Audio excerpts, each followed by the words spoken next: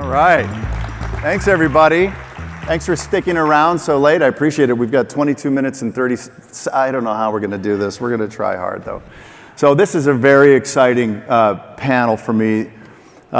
These are three real iconic players from the travel business. I'm going to just give you a quick overview. You know, Richard, 20 plus years at Google, Vice President, General Manager of Google's travel products, basically built Google Flights, Google Hotels, long, fantastic history, now no longer with Google, retired from Google so he can actually tell us what the hell's going on. I think that's going to be really fun. Steve, longtime builder, started building software companies in the 1980s and then founded and took to an IPO and 1 billion reviews Tripadvisor, so 20-year CEO of Tripadvisor, and I believe in the Hall of Fame, Travel Hall of Fame of Phocuswright. Very exciting, I mean, super cool. And then Sanjay, founder of his own new startup that I'm sure we'll talk a little bit about, but also long stint in product at Google and at Tripadvisor as well. Very intimidating, these three. Magna cum laude undergrad at Princeton, Stanford MBA, Harvard engineering undergrad, and an MIT rocket scientist, PhD in aerospace engineering. So this is a panel that confirms that just because you're smart doesn't mean you're right. So Steve, let's start with you. Look, you have had a long career, you've lived through the disruption in travel, you've seen the arc of the digitization of travel, and now here we are in the age of AI. What, if anything, is different about this moment?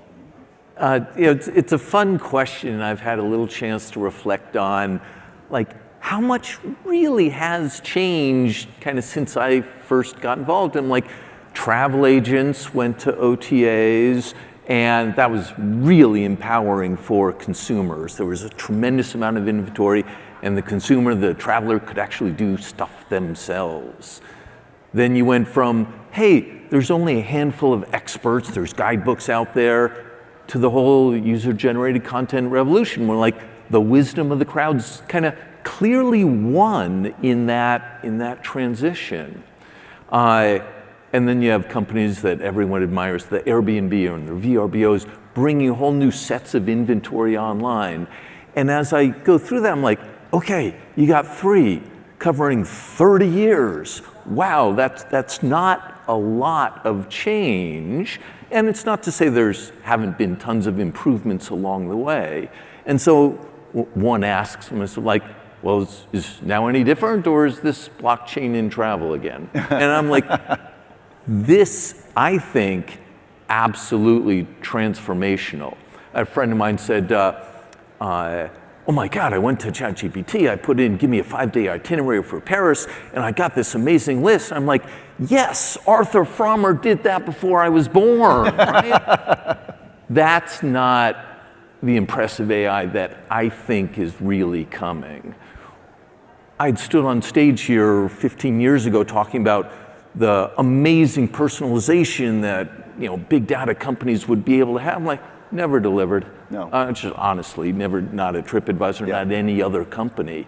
And so playing around and just thinking a little bit of how in the next couple of years, AI really, any of a number of models, be it big ones or the startup, that will be able to take that ability to talk in English, have a conversation, and get a really good result.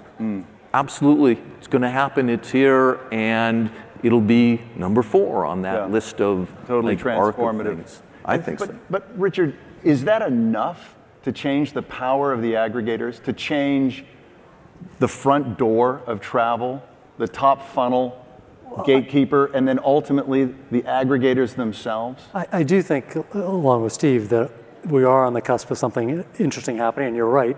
For many years, we all talked about personalization and other things happening. But we are at a point where, and for many years we would talk about in my group at Google, that we've enabled a lot of consumers to get all the data that they possibly could ever want, but we've actually burdened them more than they've ever been before in terms of planning travel. I do think, now with with the new capabilities that are emerging as well, there's a real opportunity to simplify that for users and crystallize it. And I agree that the experiences aren't great yet, but you can see a sign of them coming. Yep. And what you get, the data that you get back now is transformationally different than what you were getting before.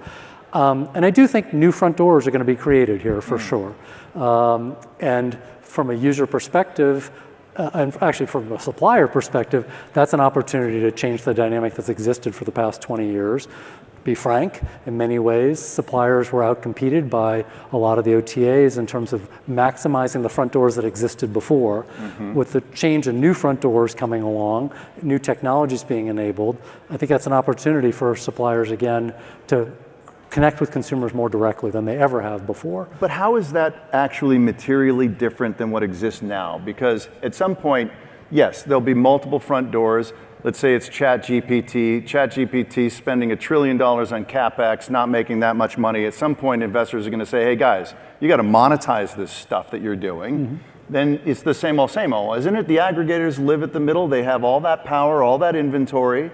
They've got engineers. They're pretty smart. Why is there an opportunity to do something new for supply? Look, I think one of the undervalued things about what changes with these conversational interfaces is they happen in one place. Okay, they happen on ChatGPT. What you see happening today on Google, we used to talk about this, people would visit 40 different websites before they actually book their hotel. They had questions. They needed to get those questions answered, either about the hotel or about... But there's a lot of data that suggests that people actually like that. Planning travel's fun. They absolutely Some do. But you want to chase that in. You can help people find that information within the conversational UI and have that in one flow and not have to wonder what tab that information was on.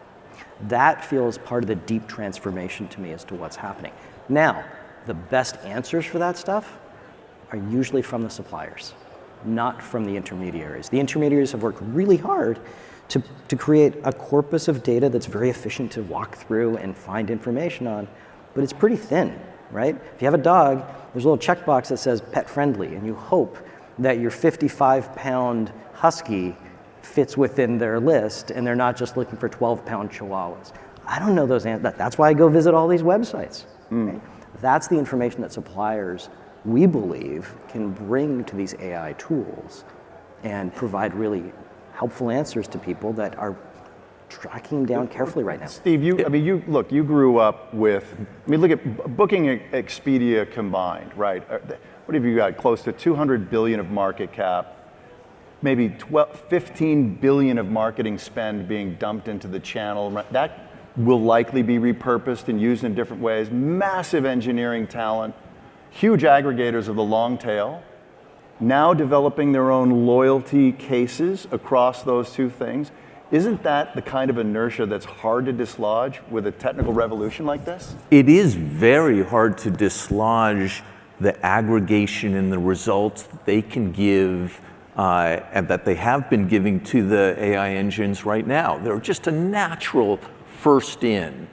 But the question is, and certainly with DirectBooker, there's the ability to give the AI engines exactly what they want, which is instant, best availability, inventory, all the extra information, maybe additional rates that the OTAs do not have. The OTAs do not have every hotel.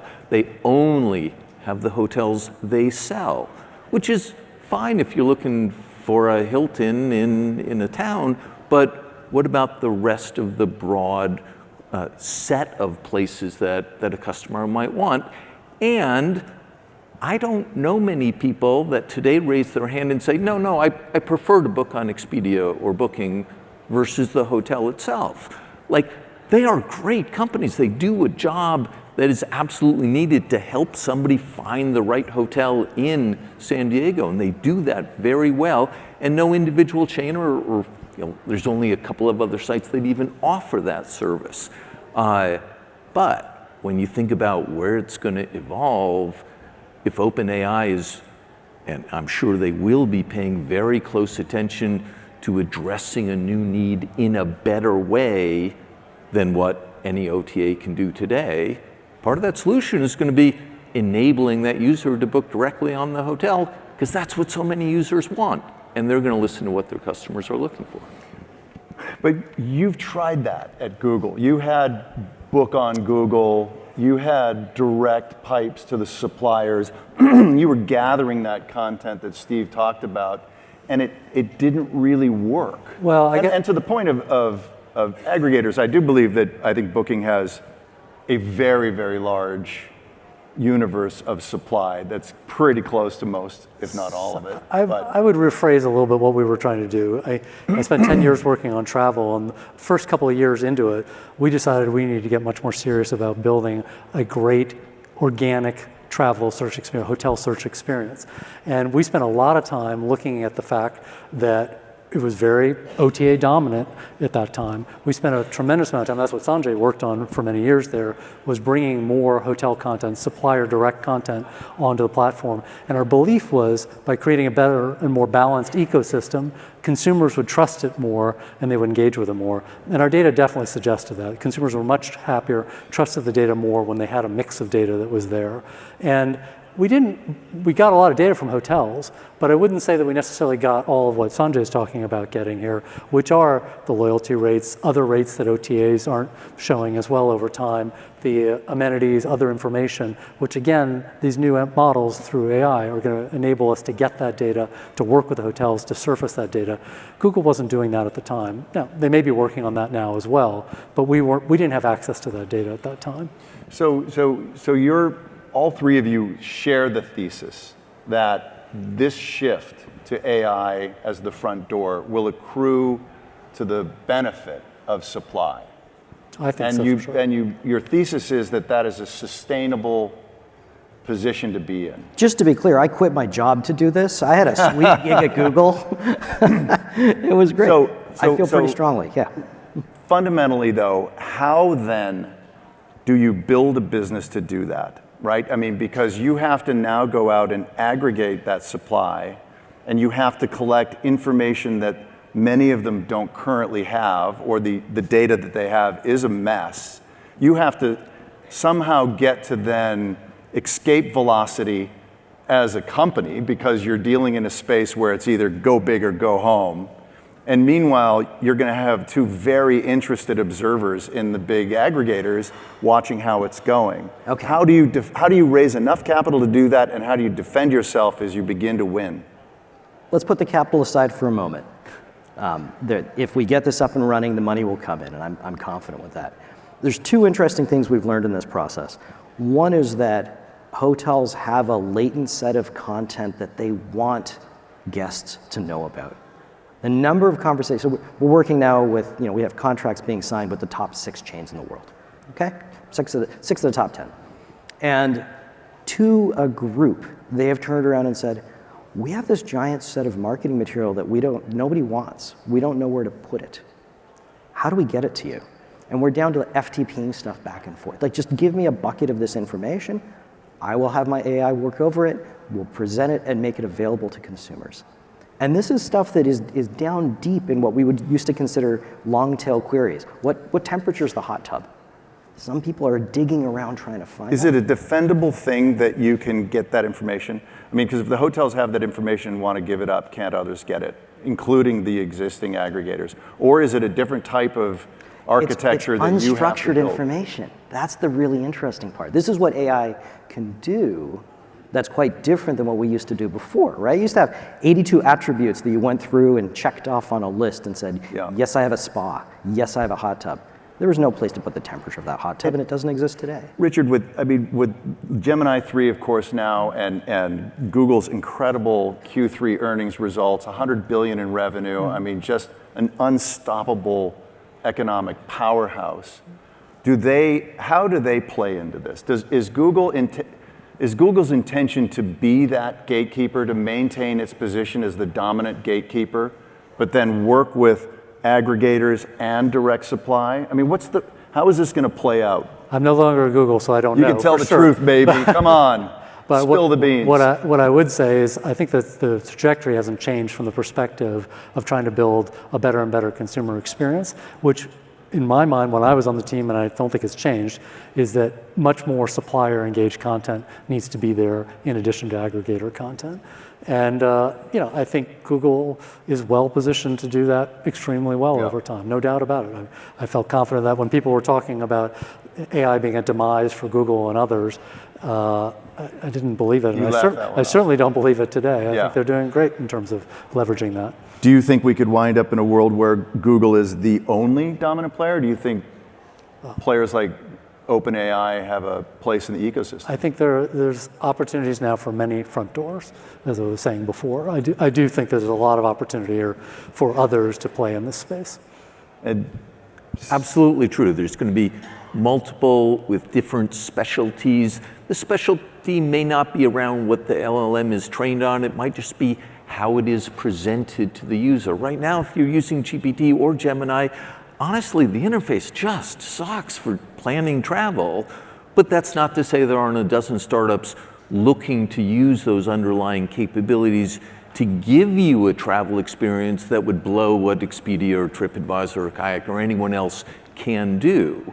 And then, we'll see where it goes. Do the big guys buy the smaller guys in order to bring that to the audience? And, to the question, or what you might have been getting to, and is OpenAI going to then charge hoteliers for the privilege of sending? I have no doubt that they will be adding the ad units, but they need to prove themselves better than the Googles and everyone else. So Gemini versus OpenAI, Google's over here on the side. I know Gemini's part of it, but they're going to be going at it, and may the best product win. We think that will be beneficial to DirectBooker because obviously all of these folks will want the best prices and the best content and the best material to train their engines on. So, sure. Quick show of hands. Who thinks that this era is going to play to the benefit of supply? Who agrees with what the panel's saying here? Who disagrees? Oh, it's my interesting. people. And everybody else who didn't put up their hand, like me, has no clue what's going to actually happen. Is that right? Okay, good. So what's the hard part here? Then what has to go right for your thesis to play out and turn into an enduring business? That's a great question. So this industry is fascinating and frustrating at times, and sometimes it fumbles opportunities when they're presented. I think that AI is an opportunity to connect guests much more directly with hotels, but it does in fact require hotels to work together a little bit and get aggregated in some fashion, which is what we're trying to do as a pipe that aggregates this information together so that people can see the entirety of the inventory. And so we need people to get on board and get us the information and help us. So one of the early conversations at the DirectBooker board level was how easy can we make this for every single hotel chain, every single aggregator who's collecting the independents? And I loved the answer as a board member, which was basically, look, point your Google feed that you already are doing over to DirectBooker. You don't have to get in that IT black hole. Right. That Google feed that Richard and I built. Right. So we know exactly what it's going to do. So the value proposition then to the suppliers, is it an economic one or is it a quality of information one? It's both. Yeah. It's both. We're trying to, we're just a pipe. We're not an OTA. Our job is to make this a low enough number that it's a no-brainer that you want to help out here. So we're trying to get the price point below what you're going to pay your credit card processor, right? Right. A tenth of what you'd pay the OTAs in the same situation. You're basically going to them saying, look, we've got the API purpose-built to talk to the new gatekeepers, come through us, and the transaction comes to you direct. Now, they'll have to deal with the gatekeeper on economics, but they would anyway. That's right. Well, that's a pass-through in some sense. And the open question is, does this look like a direct booking to them? Are they merchant of record? Yes. Do they get the email address and phone number of that user? Absolutely. Do they get to repurpose and contact that user again? Yes. Does the user get loyalty points because they went direct? All of these things are what I think of as a direct booking from the standpoint of the hotelier and the consumer. on the other side. And Steve, you've been the CEO of a public company, and you've had to drive that company through many storms and engineer strategy shifts and so forth. Take a second and imagine you're Glenn Fogel, right? And we're 5 years down the line, and DirectBooker is starting to actually bite and take a little share. Is there a pivot? Is there a move you can make that destroys or hobbles the DirectBooker story?